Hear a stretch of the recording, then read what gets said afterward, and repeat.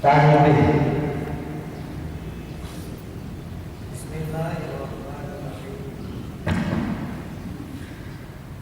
Tanpa dimulai dari Syekhul Al-Marhum Syekh Abdullah Mubarak bin Muhammad yang bersemayam di Patapan Suryaraya Kajuban Rahmaniyah. Sahabat beliau kepada khususnya sedang melindungi pria, wanita, tua, muda. Semoga dalam kebahagiaan dikandai Allah Subhanahu wa Ta'ala, kebahagiaan yang kekal dan abadi, dan semoga akan timbul berkah dalam lingkungan kita sekalian. Dan pula semoga pimpinan negara bertambah kemuliaan dan keagungannya, supaya dapat melindungi dan membimbing seluruh rakyat dalam keadaan aman, adil dan makmur, zahir maupun batin. Pengkali pendakwaan berkali tentang kalimat Madinah dan Syariah Allah Pesantren Suryaraya mengaturkan dengan istikhlas wasiat kepada segenap murid-murid, berhati-hatilah dalam segala hal, jangan sampai berbuat yang bertentangan dengan peraturan agama dan negara. Taatilah kedua-duanya tadi sepantasnya. Demikianlah sikap manusia yang tetap dalam keimanan, tegasnya dapat menunjukkan kepercayaan terhadap agama dan negara, taat kepada haluan ilahi yang membuktikan perintah dalam agama dan negara. Insyaallah hanya murid-murid sekalian, janganlah tertarik oleh zuhud nafsu, terpengaruh oleh godaan syaitan. Waspadalah akan jalan penyelewengan terhadap perintah agama dan negara, agar dapat memiliki diri kalau tertarik oleh bisikan iblis yang selalu mendengar dalam hati sanubari kita. Lebih baik buktikan kebajikan yang timbul dari kesucian. Satu, terhadap orang yang lebih tinggi daripada kita, baik zahir maupun batin, harus kita hormati. Begitulah seharusnya hidup rukun, saling harga menghargai. Dua, terhadap sesama yang sederajat dengan kita dalam segala-galanya, jangan sampai terjadi persengketaan. Sebaliknya harus bersikap rendah hati, bergotong royong dalam melaksanakan perintah agama dan negara. Jangan sampai terjadi perselisihan dan persengketaan. Kalau kita terkena firman-Nya, yang berarti duka nestapa untuk selama-lamanya, dari dunia sampai ke akhirat, badan banyak, hati susah. Tiga, terhadap orang-orang yang keberadaannya di bawah kita, janganlah hendak menghinakannya atau berbuat tidak senonoh. Bersikap angkuh. Sebaliknya harus belas kasihan dengan kesadaran, agar mereka merasa senang dan menggugah hatinya. Jangan sampai merasa takut dan riang, bagaikan tersayat hatinya. Sebaliknya harus dituntun, dibimbing dengan nasihat yang lemah lembut yang akan memberikan keinsyafan dalam mengucap jalan kebaikan. Empat, terhadap fakir miskin harus kasih sayang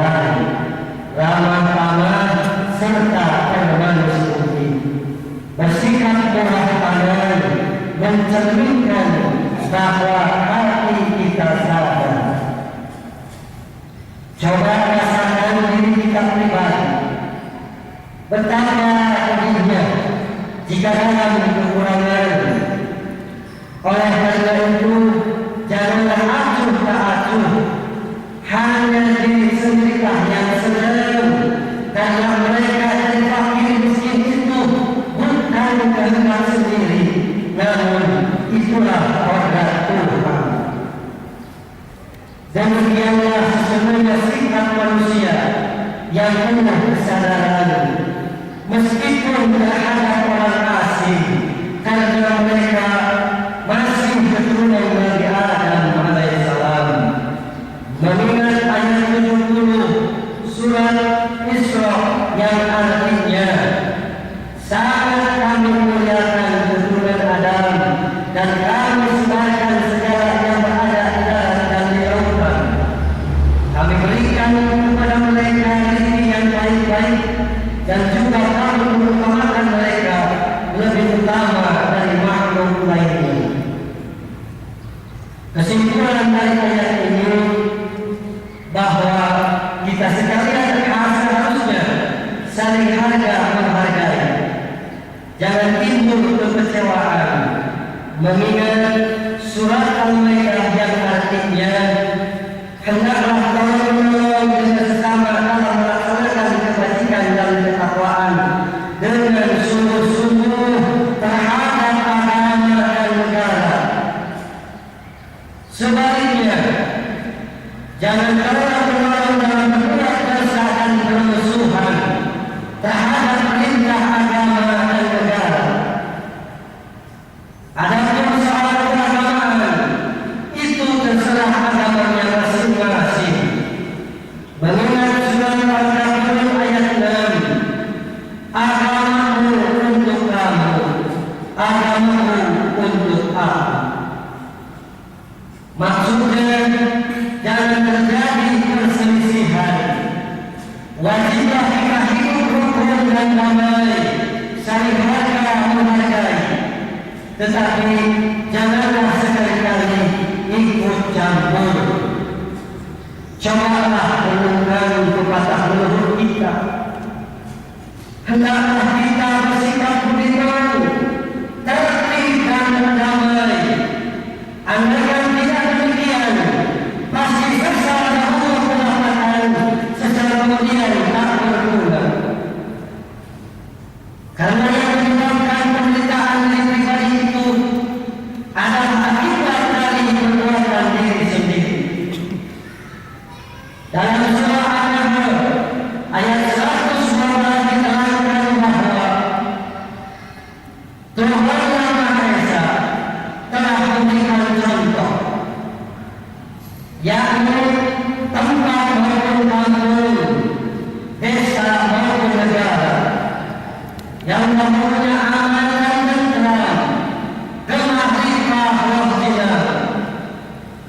Namun penduduknya atau penghuninya mengingkari nikmat-nikmat Allah, maka lalu dicabutlah bencana kelaparan, penderitaan dan ketakutan yang disebabkan sikap dan perbuatan mereka sendiri.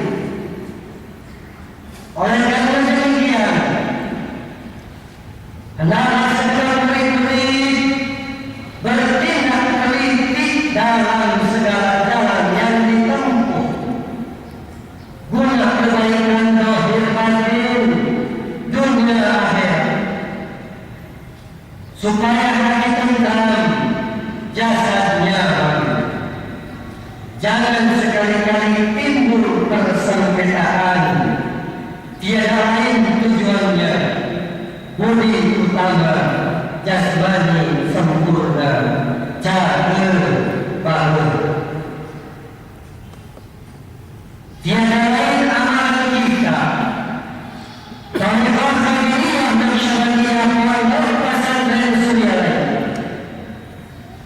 Amalkan sebaik-baiknya guna mencapai segala kebaikan, menjauhi segala kejahatan zahir batin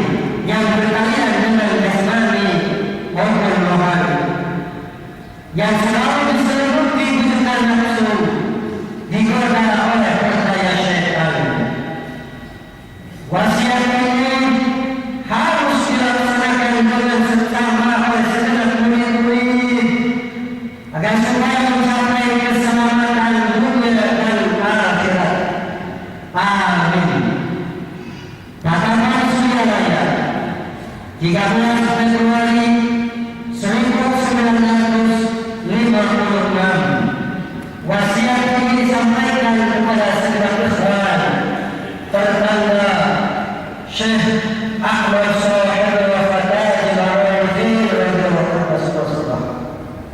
Al-Fatihah.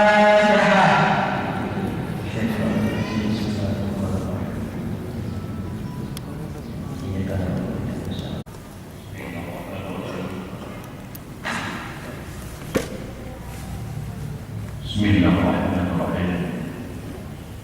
Assalamualaikum warahmatullahi wabarakatuh. Alhamdulillahi rabbil alamin. Wal 'aqibatu lil muttaqin.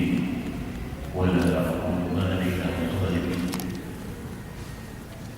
Wassalatu wassalamu ala sayyidina Muhammadin wa ala alihi wa sahbihi ajma'in. إلهي المقصود رضاك مطلوبي عاطفي محبتك الله.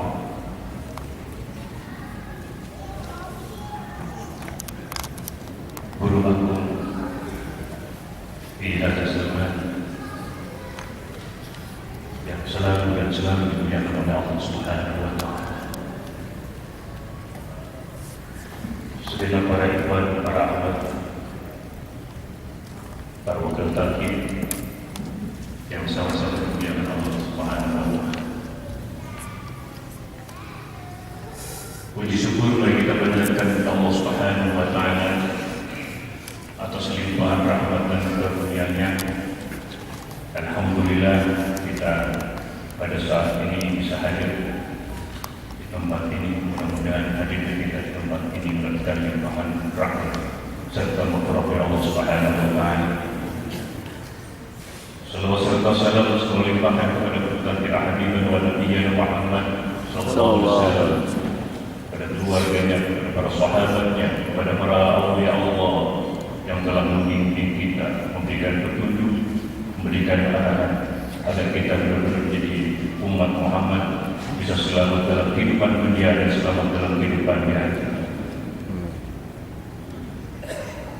Hadirin rahimakumullah. Suryalaya dulu terkenal tempat penyimpanan orang-orang yang kecanduan narkoba.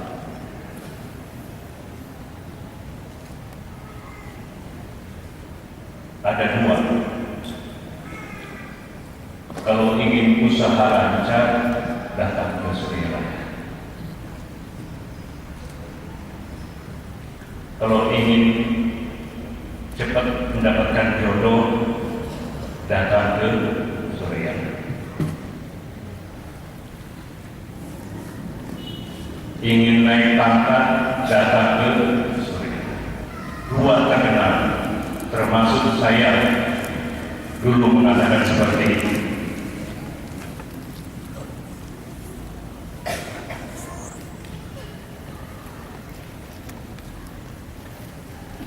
Orang yang terkena kecanduan narkoba itu disimpannya adalah di Inaba. Ada yayasan khusus namanya Inaba. Inaba 1, Inaba 2 diisi oleh laki-laki dan diisi oleh perempuan.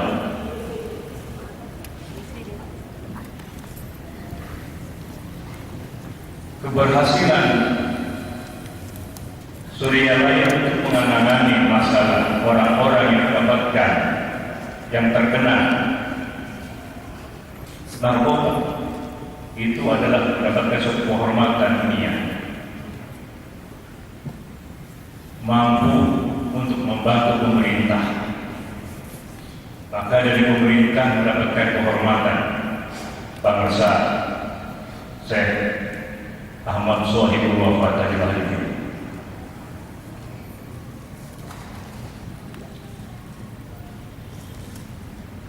Diakui oleh dunia, dan Inaba itu adalah ada di luar negeri pun. Di Singapura, kalau tidak salah, di Malaysia ada.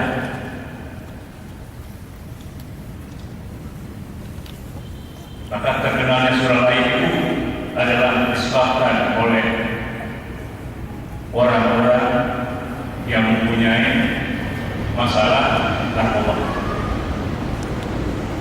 Di dalam negeri terkenal juga apa yang disebutkan tadi, yaitu manakala kita naik pangkat, ingin usaha lancar, ingin cepat jodoh, datang ke Suralaya.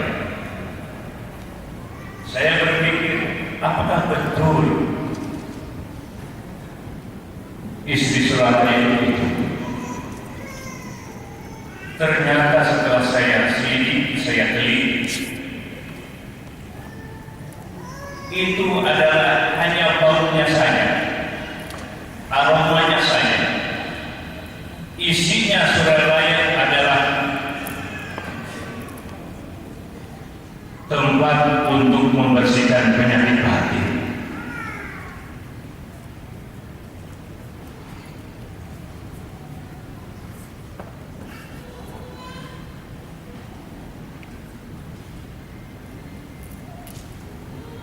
Ada kiai yang datang ke Suralaya, ustaz datang ke Suralaya, para ilmuwan, doktor, profesor datang ke Suralaya. Padahal dilihat dari segi fisik bagus, sehat, dari segi mental sehat, kok kenapa datang ke Suralaya?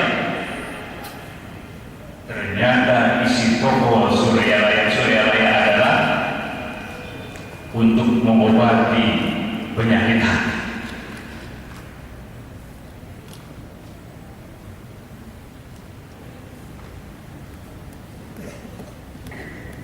Hasil penelitian itu saya kasih judul terapi kolbu melalui zikir menurut Syekh Suhaibul Wahab Tajulaini.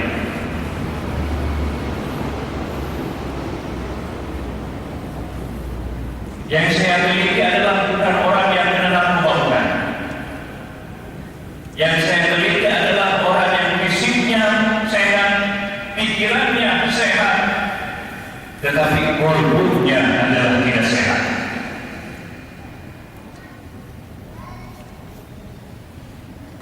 Setelah saya teliti, ada satu pertanyaan.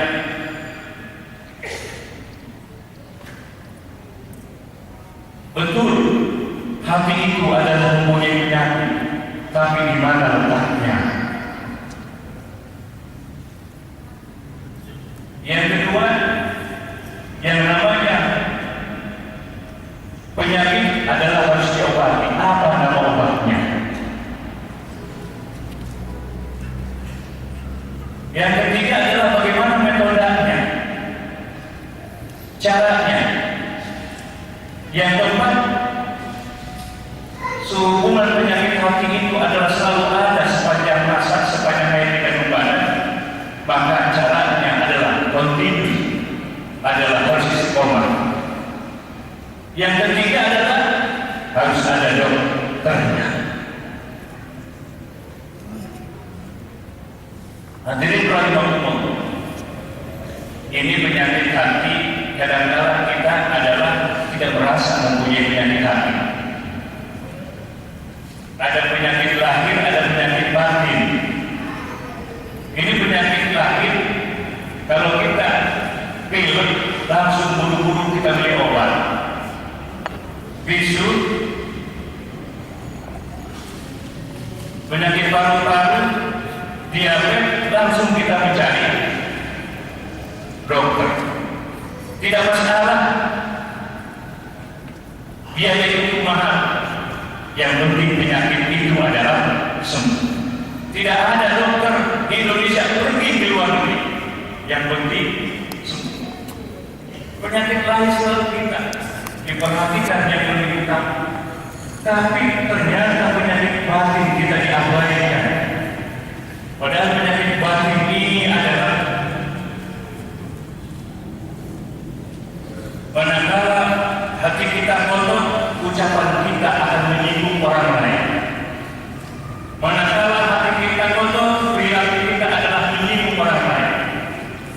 Jika ucapan kita dan perilaku kita menyinggung orang lain, maka akan melahirkan suatu permusuhan.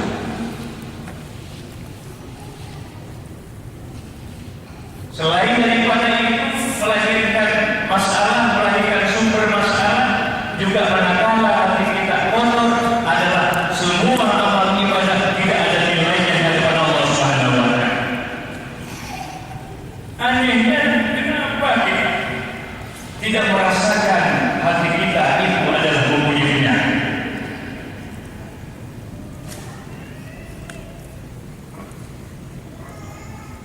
Anehnya kita tidak merasakan hati itu adalah tidak mempunyai penyakit.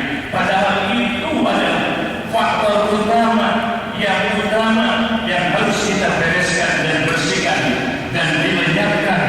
Penyakit itu adalah yang ada di dalam batin kita.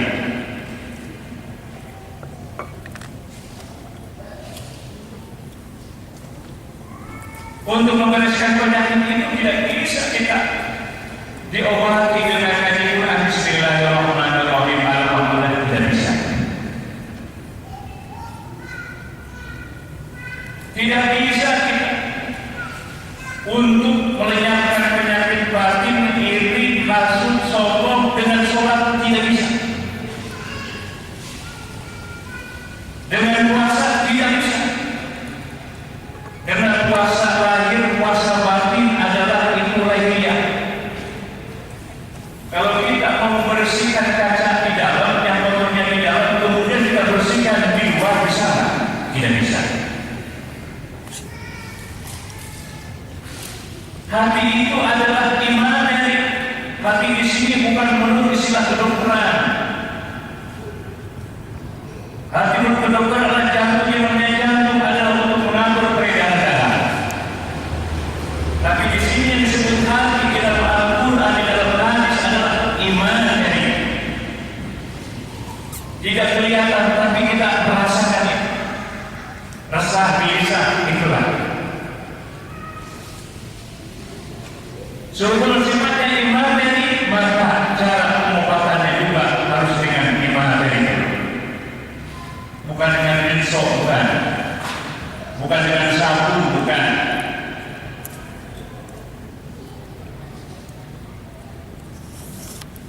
Hadirin harus tahu di mana letaknya penyakit. Kalau kita mengobati kemudian tidak tahu letaknya, itu tidak mungkin dibahas sekarang. Di Bandung kita semua tahu alun-alun. Tapi ada orang yang tahu letaknya alun-alun, ada orang yang tidak tahu letaknya alun-alun. Semua orang tahu bahwa manusia itu adalah mempunyai penyakit. Ada yang tahu letaknya itu penyakit, ada yang tidak tahu letaknya itu penyakit. Sekarang alun-alun mau ditembak oleh orang yang tidak tahu letak, orang-orang yang tidak tahu letaknya. Itu alun-alun. Ditembaknya di sini. Kira-kira kena sasaran? Itu tidak mungkin kena sasaran. Tapi bagi orang yang tahu letaknya, bahwa di sana ada alun-alun, kemudian dia tahu letaknya, dia ahli dalam menembaknya, maka itu akan kena sasaran. Begitu juga hati kita. Kita mengobati hati kita, tapi tidak tahu letaknya dan letaknya di mana, kita tidak akan kena sasaran. Hadirin berapa? Di mana letaknya itu? Ini malam Indonesia. Dalam diri kita ada 7 latifah. Ada latifah yang positif, ada latifah yang negatif. Latifah yang positif, latifah yang negatif itu ada di sini. Latifatun nafs. Di sini adalah latifah yang negatif. Isinya apa latifah yang negatif itu? Adalah bergaya-gaya. Apa bergaya-gaya? Pedih. Kalau kita mau sholat, ini sudah. Ibu tekan, sudah. Saya belum masih punya. Kalau kita mau masuk sunat atau jariah, di sini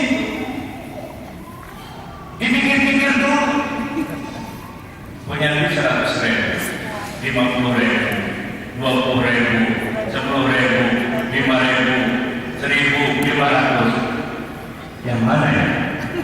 Yang 1.000, yang 5.000, pikir kecil, anu lebih 1.000, 2.000, umum dimaksud 1.000, 2.000, dipikir mereka pergi penyakitnya kenapa dipikir-pikir lah. Kalau marah, baik laki-laki walaupun berbuat dosa itu orang di sini. Ini penyakitnya di sini. Orang-orang dilatih pakai nafsu.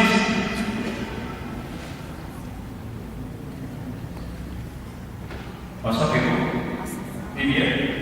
Ini saja saya. Nah ini lemburan malam. Kita dulu kali sering terus mata molotov si berikan berkenan. Maka jikirnya yang sedikit jikir, lain sedikit jikir. Sombong. Yang kedua adalah faktor yang negatif itu adalah faktor di sini. Di bawah, terus sebelah kiri, dua jari. Di sana adalah apa?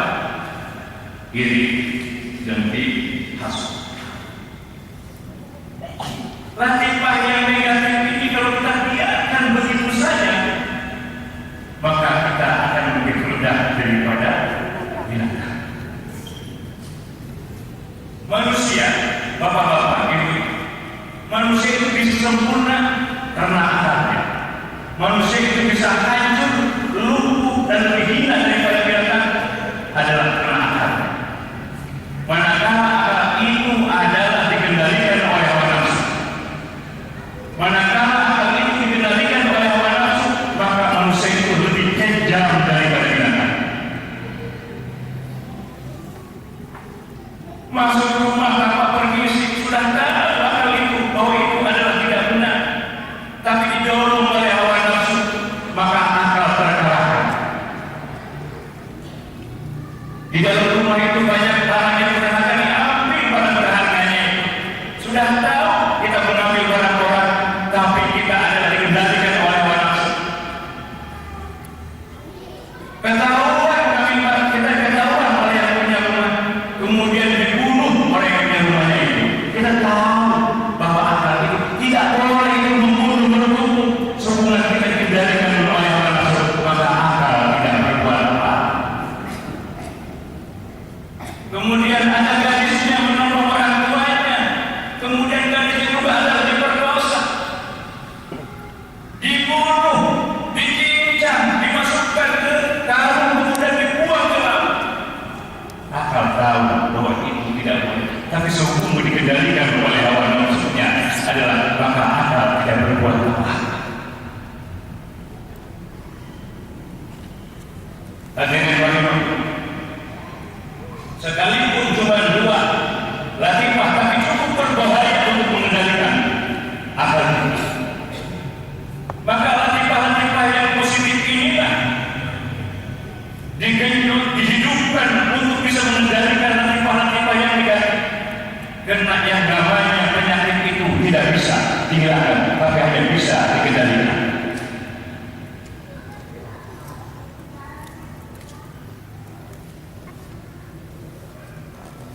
Harus tahu tempatnya, di mana letaknya. Ternyata letaknya adalah ada di latifahun nafsi dan ada di latifahun.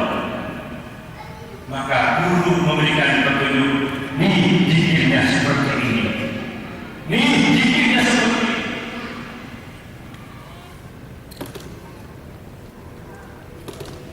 Nama obatnya adalah zikir, tapi zikir tidak sembarangan zikir.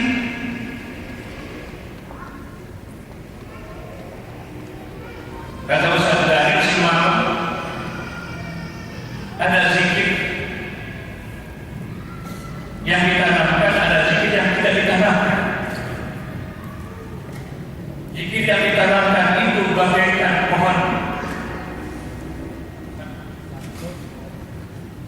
pohon sapu yang ditanamkan. Tahu sapu itu tahu? Singkong. Dari sapu orang Sunda ada singkong orang Jakarta. Singkong, ada singkong yang ditanamkan, ada singkong diletakkan begitu saja. Tentu hasilnya pun juga akan berbeda. Apalagi pohon singkongnya itu adalah diletakkan di tempat yang panas, kemudian di tanah yang kering.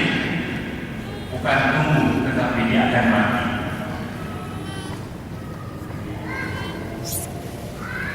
Ada pohon singkong adalah ditanam, setelah ditanam dipupuk, setelah dipupuk adalah dipelihara, langsung dipelihara begitu. Tentu hasilnya akan berbeda dan bahkan lebih berbeda. Begitu juga zikir. Kalau kita zikir hanya sebatas zikir tanpa ditanamkan terlebih dahulu, nonsen.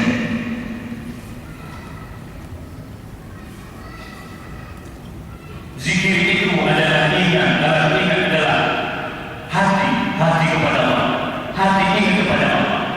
Kalau tak subhanallah, subhanallah, Allahu Akbar, Allahu Akbar, tapi hati kita tidak ingat kepada Allah, itu bukan zikir, itu sudah merupakan apa zikir.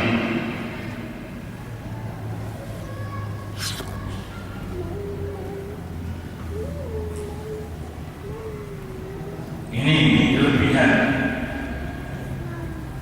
zikir yang ditanamkan. Zikir yang ditanamkan itu yang merasakan adalah diri kita sendiri. Bisa itu dirasakan manakala alat itu ada dimasukkan ke dalam hati kita. Dan alat itulah sifatnya adalah ibadah la ilaha illallah.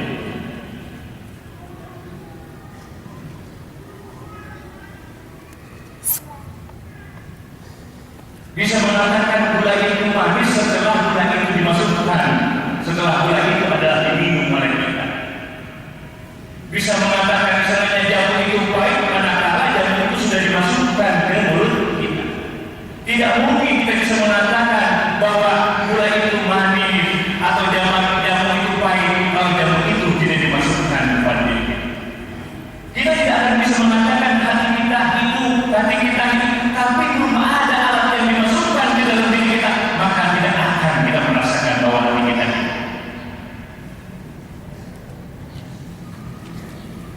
Hadirin rahimahullah,